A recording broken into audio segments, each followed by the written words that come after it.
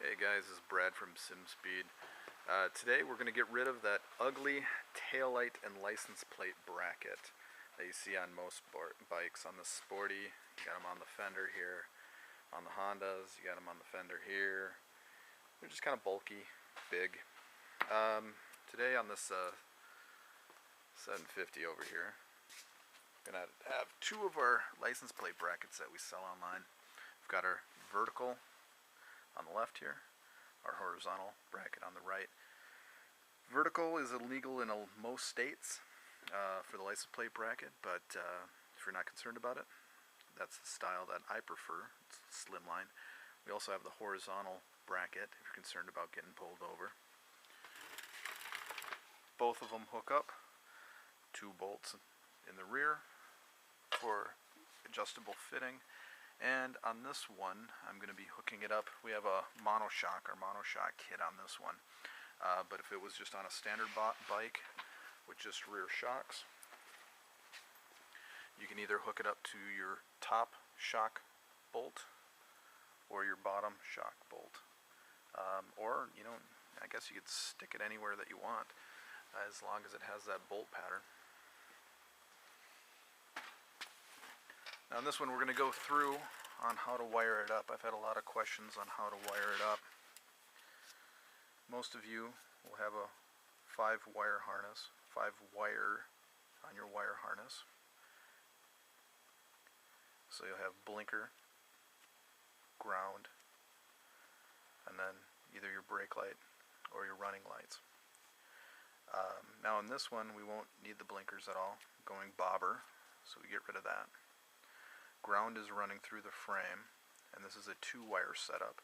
These are trailer light setup. So all you'll need are these 2 wires. Well, for this 750 it's green, yellow, and then straight brown for your running light and for your brake light. I'm going to attach it on here since I only have 2 hands and show you the wire setup. So bolted up the horizontal license plate bracket. See, it's nice and clean, tight to the wheel. And I've got just the 2 wires that I need hooked up, brown and green with yellow. And I just use these just for ease of installation. You can also solder if you need to, and then also shrink wrap. But I use these crimp connectors.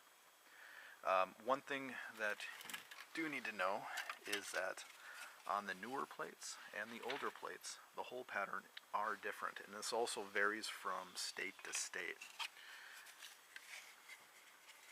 Now, the flatter one without the raised letters is the new plate, and I'll try to do this with one hand, but as you can see, the hole patterns do not line up, and this is just a different year of plate.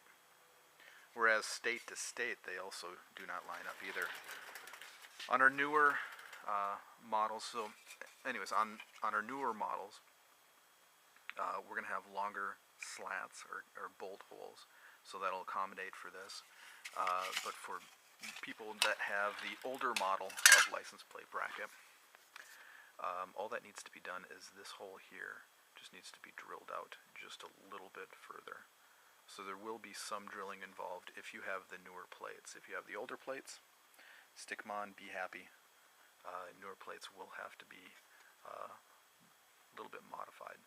And then put some fender washers over it, and you won't even see the hole. But that's the install of the horizontal and vertical license plate bracket. I will demonstrate now on a CB650. Thanks, guys. Just turn it on.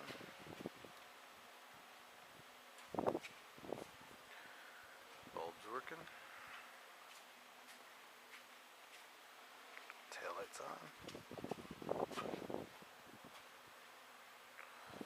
Just going to hit the front brake here.